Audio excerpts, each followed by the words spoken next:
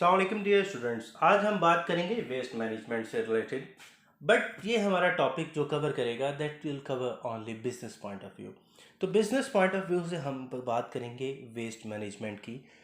इसमें हम किस चीज़ को स्टडी करेंगे? सबसे पहले हम देखेंगे व्हाट इज़ वेस्ट, फिर हम उसकी कैटेगरीज को स्टडी करेंगे, उसके बाद इसके बिजनेस पे क्या इम्पैक्ट होते हैं इन चीज़ों को देखेंगे, उसके बाद देखेंगे इसकी रीजंस को, और फिर ये कि किस तरीके से हम इस वेस्ट को कंट्रोल कर सकते हैं। तो सबसे पहले बात करते हैं व्हाट इज़ वेस्ट। बिजनेस में वेस्ट क्या होता है, इसकी तरफ चलते हैं। सबसे पहले हम रॉ मटेरियल परचेज करते हैं। अगर आपका रॉ मटेरियल फाइनल शक्ल में आने से पहले या उस पर कोई प्रोसेसिंग करने से पहले ख़राब हो जाता है तो that is called spoiled raw material and that is totally wastage for the business.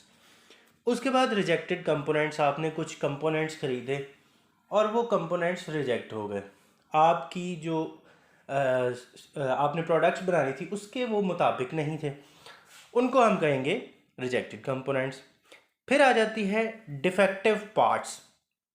आपने प्रोडक्ट के लिए कुछ पार्ट्स खरीदे या बनाए, उनमें कुछ पार्ट्स ख़राब हो गए, उसको कहेंगे defective parts and that is also wastage for the business. उसके बाद करते हैं बात waste from the production department. अब प्रोडक्शन डिपार्टमेंट में वेस्ट कैसे होगा? आप कोई चीज़ बनाते हैं, एक चीज़ बनाने के लिए आप उसके ऊपर कुछ प्रोसेसिंग करते हैं और उसके अंदर से कुछ पार्ट्स बच जाते हैं, आपका टोटल रॉ मटेरियल चेंज नहीं होता फिनिश गुड्स के अंदर, और उस लाइन के अंदर जो वेस्टेज होती है that is called waste from the production department. Over production कर दिया आपने, वो चीज़ें आपके पास बिजनेस में पड़ी हैं, आपका उनके ऊपर ख़र्चा हो रहा है, गो कि वो फ्यूचर यूज़ के लिए बहुत अच्छी हैं, लेकिन फॉर द टाइम बिंग आपको वो कोई प्रॉफिट नहीं दे रहे, तो वो क्या है? बिजनेस के लिए एक्सपेंस है and that is also wastage. In appropriate processing की बात करते हैं हम। इन अप्रोप्रिएट प्रोसेसिंग क्या है कि हम एक प्रोसीजर डिज़ाइन करते हैं कि हमने ये काम करने हैं और उसके बाद हमारा रॉ मटेरियल जो है इन प्रोसेसेस से गुजर कर फाइनल प्रोडक्ट के अंदर चेंज हो जाएगा। बट इन अप्रोप्रिएट प्रोसेसिंग क्या होता है कि हमने जो प्रोसेस करना था पहले वो कर रहे हैं बाद में, और जो बाद में करना था वो कर दिया पहले, तो रॉ मटेरियल जो है वो वेस्ट हो गया। तो ये भी वेस्टेज की एक टाइप है। उसके बाद आ जाता है ट्रांसपोर्टेशन। अब ट्रांसपोर्टेशन में बहुत सारी चीज़ें आती हैं, लेकिन यहाँ सिर्फ हम बात करते हैं, जनरल बात करेंगे ट्रांसपोर्टेशन के हिसाब से। वो इस तरीके से कि जब आप एक जगह से दूसरी जगह ट्रांसपोर्ट करते हैं चीज़ों को, तो लोडिंग और अनलोडिंग के ऊपर क्या होता है कि आपकी चीज़ें स्पॉइल हो जाती हैं, ख़राब हो जाती हैं, तो इसको कहते हैं ट्रांसपोर्टेशन वेस्ट। तो इस अब हम बात करते हैं कैटेगरीज ऑफ वेस्ट। सबसे पहले देखते हैं एब्सोल्यूट आइटम्स को। अब एब्सोल्यूट आइटम्स वो आइटम्स हैं जो आपने मैन्युफैक्चर किए या आपके पास मौजूद हैं, उनकी कोई इकोनॉमिक वर्थ भी है, that they have some value, वो डैमेज भी नहीं है, बिल्कुल सही कंडीशन में है, बट उनका बिजनेस पॉइंट ऑफ व्यू से अभी फ़िलहाल आप कोई इस्तेमाल नहीं कर सकते, तो that are called absolute items. अब इनकी वजह क्या होती है? समटाइम आपकी प्रोडक्ट वो चेंज हो जाती है, आपके प्रोसेसेस चेंज हो जाते हैं, आपका रॉ मटेरियल चेंज हो जाता है कि जो चीज़ पहले इस्तेमाल हो रही थी वो अब इस्तेमाल नहीं हो पा रही। अब वो उनकी वैल्यू इकोनॉमिक वर्थ भी है, वो आपके पास मौजूद भी हैं, डैमेज भी नहीं है, but business point of view से अब उनका यूज़ कहीं फ्यूचर में शायद हो जाए तो कुछ कहा नहीं जा सकता, बट करंटली उनको हम किसी जगह पे इस्तेमाल नहीं कर सकते। तो these items are called absolute items and that is one of the category of waste. Second पे चलते हैं। हमारे हर बिजनेस के अंदर कुछ डिपार्टमेंट्स होते हैं जो फोरकास्ट करते हैं, sales department, marketing department, purchasing, and ये सारे डिपार्टमेंट्स जो है मिल के अपनी फोरकास्टिंग करते हैं कि हमारी सेल इतनी है तो इसके मुताबिक हमें इतनी मैन्युफैक्चरिंग करनी चाहिए।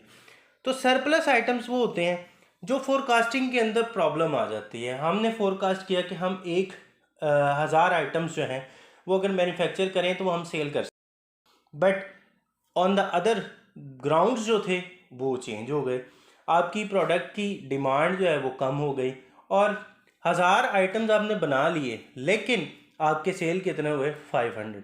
तो वो जो 500 आइटम्स आपके पास बिजनेस के अंदर मौजूद हैं that are called surplus items. और ये क्यों मौजूद हैं? Just due to wrong planning. उसके बाद आ जाता है, आप प्रोसेसेस करते हैं, चीज़ें वेस्ट होती हैं और वो वेस्टेज आपके पास अकमुलेट होता रहता है। अब एट द एंड आप उसको क्या करते हैं, दैट इज़ प्रोडक्शन वेस्ट। तो उसको हम कहते हैं स्क्रैप। ये 3 कैटेगरीज हैं जिनको हम बिजनेस पॉइंट ऑफ व्यू से डिस्कस करते हैं वेस्टेज के अंदर। अब भी देखा जाए तो वेस्टेज तो हो गया, बट इनका इम्पैक्ट क्या पड़ता है बिजनेस के ऊपर? अरे ये भी तो हमने स्टडी करना है ना, देखना पड़ेगा कि हमारे बिजनेस के ऊपर वेस्टेज का क्या इम्पैक्ट आ रहा है। सबसे पहले तो जो भी प्रोडक्ट होगी उसकी कॉस्ट जो बढ़ जाएगी। क्यों कॉस्ट क्यों बढ़ जाएगी? क्योंकि जितना वेस्टेज होगा उसकी कॉस्ट भी तो उसकी कॉस्ट में शामिल होगी ना प्रोडक्ट की। तो इस तरीके से क्या होगा, आपकी प्रोडक्शन कॉस्ट जो है वो बढ़ जाएगी। फिर जितना ज़्यादा वेस्टेज होगा उतनी आपको टाइम ज़्यादा लगेगा। सो आपका डिलीवरिंग ऑर्डर का जो टाइम है वो, फिर आपकी जो एक्चुअल कॉस्ट है और बजटेड कॉस्ट है उसमें वेरिएशन आ जाएगी। आपने बजट बनाया कि हम 1,000 रुपये में एक प्रोडक्ट बना सकते हैं, लेकिन जैसे जैसे वेस्टेज ज़्यादा होती जाएगी क्या होगा कि आपकी जो कॉस्ट है वो बढ़ जाएगी और आपकी बजटेड और एक्चुअल कॉस्ट के अंदर जो है वो वेरिएशन आ जाएगी। तो ये चीज़ें हैं जो बिज़नेस को अफेक्ट करती हैं। जब आप वेस्टेज जितनी ज़्यादा होगी उतनी ज़्यादा प्रोडक्शन कॉस्ट, उतना ज़्यादा टाइम लगना शुरू हो जाएगा और उतनी ज़्यादा वेरिएशन आती जाएगी कॉस्ट में और बजटेड के अंदर। So let's go towards reasons कि वजूहात क्या हैं, क्यों हमारे पास वेस्ट जो है वो अकमुलेट हो जाता है। तो पहली वजह ये है चेंजेस इन प्रोडक्ट डिज़ाइन। हम जो प्रोडक्ट बना रहे थे उसका डिज़ाइन कुछ और था, बट जब हमने उसको एक्चुअल हालत में लेके जाना शुरू किया तो या तो चेंजेस आ गए प्रोडक्ट के डिज़ाइन के अंदर, इस वजह से हमारी वेस्टेज ज़्यादा हो गई। हमने जो प्लान किया हुआ था वो प्लान के हमारा प्रोडक्ट डिज़ाइन नहीं था और उस वजह से हमारी वेस्टेज स्टार्ट हो गई। फिर उसके बाद चेंजेस इन प्रोसेस डिज़ाइंस। हमने एक प्रोसेस डिज़ाइन किया हुआ था, सबसे पहले रॉ मटेरियल होगा, उसके ऊपर 1 2 3 4 इस तरीके से प्रोसेसेस होंगे, बट जब हमने उसको एक्चुअल मैन्युफैक्चर करना स्टार्ट किया तो वो प्रोसेसेस चेंज हो गए या उनके अंदर कोई जिद्दत आ गई, चेंजेस आ गए जिसकी वजह से हमारी वेस्टेज हो गई। उसके बाद हमारी फैकल्टी प्लानिंग आ गई। हमने कुछ और फोरकास्ट किया हुआ था, कुछ किया हुआ था, बट जब हमने उस पर वर्किंग स्टार्ट की हमारी सेल्स और थी, हमारी डिमांड और थी, बट जब एक्चुअल पोजीशन में हमने वो काम करना स्टार्ट किया तो हमारी फोरकास्टिंग गलत हो गई, जो जिसकी वजह से हमें वेस्टेज का सामना करना पड़ा। फिर उसके बाद हम अगर सोचें तो नेक्स्ट हमारी है परचेज प्रैक्टिसेस। अब फैकल्टी कुछ चीज़ें फोरकास्ट करके परचेजिंग करती है, या तो वो बल्क में ख़रीद लेती है। जब बल्क में ख़रीदती हैं तो वो चीज़ें उनके वेयर हाउसेज में पड़ी रहती हैं। वहाँ पे सबसे पहले तो वो चीज़ें पड़ी पड़ी ख़राब होना शुरू हो जाती हैं, तब भी वेस्ट होती है। और इसके अलावा अगर अदर कॉजेज़ में जाएं तो हमारे पास कोई प्रिजर्वेशन उनको करने का कोई मेथड नहीं होता। उसके बाद उसमें हमारे पास कोई स्पेसिफिक कोडिंग नहीं होती जिनकी वजह से हमें पता हो कि कौन सी चीज़ कहाँ पड़ी है। फिर स्टोर कीपिंग का कोई प्रोसेस नहीं होता, ठीक है। अगर हम इन चीज़ों की तरफ देखें तो ये सारी की सारी वेस्टेज है। इन वजूहात की वजह से क्या होता है, इन रीजंस की वजह से वेस्टेज जो होती है वो बहुत ज़्यादा होती है। अब चलते हैं हम लास्ट पॉइंट की तरफ कि इसको किस तरीके से हम कंट्रोल कर सकते हैं। मैनेजमेंट करेंगे तो कंट्रोल हो जाएगा। So this was our topic, waste management. अब इसको कंट्रोल करने का सबसे पहला क्या है कि हम सबसे पहले इम्प्लीमेंट करें just in time approach.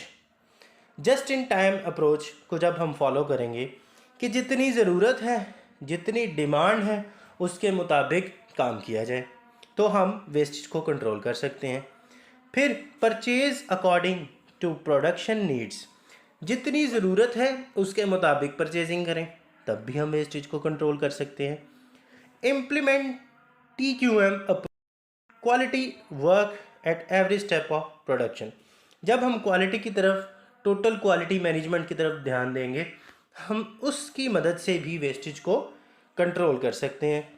Regular inspections and follow up, her production के मुताबिक जब हमने प्रोसेसेस बनाए हैं उन प्रोसेसेस को फॉलो करें और उसके मुताबिक फॉलो अप करें और चेंजेस करते रहें चीज़ों के अंदर कि हमारी वेस्टेज कम से कम हो, तब भी हम वेस्टेज को कंट्रोल कर सकते हैं।